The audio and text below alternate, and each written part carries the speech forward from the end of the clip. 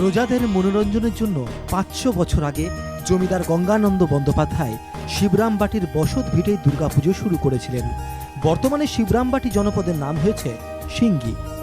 জমিদারের ইচ্ছায় 915 বঙ্গাব্দে অর্থাৎ 1508 খ্রিস্টাব্দে রথযাত্রার দিন গ্রামে দুর্গাপুজোর কাঠামো পত্তন করে প্রজাদের মধ্যে দুর্গাপুজোর শুরুর বার্তা দেওয়া হয়। সে সময় পুজো দেখতে আশেপাশের গ্রামের বাসিন্দারা শিবরামবাটির জমিদারের ঠাকুর দালানে ভিড় জমাতো। এখন জমিদারি নেই, কিন্তু বন্দ্যোপাধ্যায় পরিবারের দুর্গাপুজোর জাঁকজমকে আজও ভাটা পড়েনি। এই সেই পুরনো মন্দির, আমরা প্রত্যেক শুতে এই মায়ের পুজো ধরে রেখেছি।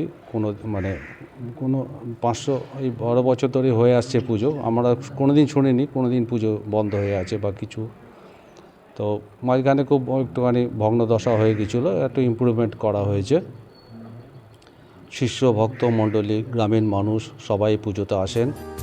1929 খ্রিস্টাব্দে বন্দ্যোপাধ্যায় পরিবারের গৃহবধূ স্বাধীনতা সংগ্রামী শিবদাসী বন্দ্যোপাধ্যায়ের ডাকে বিপ্লবীরা ঠাকুর দালানে এসে পুজোয় অংশ নিয়েছিলেন। শোনা যায়, অর্থ কষ্টে ভোগা বিপ্লবীদের অর্থের যোগান দিতে একবার শিবদাসী বন্দ্যোপাধ্যায় ব্রিটিশ পুলিশকে বোকা বানিয়ে পুজোর মণ্ডপের মধ্যেই নিজের শরীর থেকে সমস্ত স্বর্ণ অলংকার খুলে বিপ্লবীদের হাতে তুলে দিয়েছিলেন।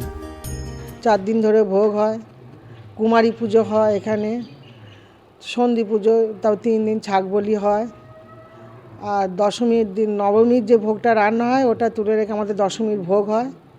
এটা আমাদের বিশেষ ইয়ে আছে। দশমী যে পান্তা ভোগটা ওটাই ওনার ভোগ। পরম্পরা মেনে তন্ত্র মতে হয় পুজো। এই পুজোকে ঘিরে জড়িয়ে আরও ইতিহাস। কথিত আছে, বন্দ্যোপাধ্যায় পরিবারে এক তান্ত্রিক সদস্যের ডাকে সাড়া দিয়ে সাধক ত্রৈলঙ্গ স্বামী সুদূর বেনারস থেকে সিঙ্গি গ্রামে এসেছিলেন। তন্ত্র সাধক মঙ্গলানন্দ পুরী গোস্বামী এই দুর্গা দালানে পুজো করেছিলেন। ঠাকুর দালানের দুর্গা প্রতিমার সঙ্গে 10 মহাবিদ্যার দেবদেবীদের মূর্তি স্থান পেয়েছে। আমরা সারা বছর ওয়েট করে থাকি আমাদের এই মা কবে আসবেন বলে, এবং আমরা বহুত আনন্দ করি, মজা করি, মায়ের পুজোর আরাধনা করি। তারপরে আমরা সিঁদুর খেলি অষ্টমী দশমীতে মেনলি, বিশেষ করে আমরা ওয়েট করে থাকি যে সবাই কবে সিঁদুর খেলবো, খেলবো। তারপরে নাচ গান, ঢাকের তালে নাচ, ধুনুচি নাচ, এইসবের জন্যই আমরা ওয়েট করে থাকি সারা বছর মা আসবেন বলে।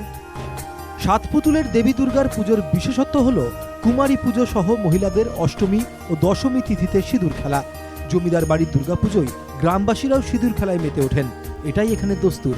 পান্তা ভাতের ভোগ দিয়ে দেবীকে বিদায় জানানোর প্রথা চলে আসছে আজও।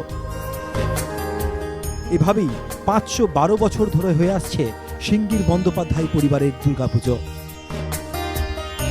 কাটোয়া থেকে সৈকত ভট্টাচার্যের রিপোর্ট, NKTV বাংলা।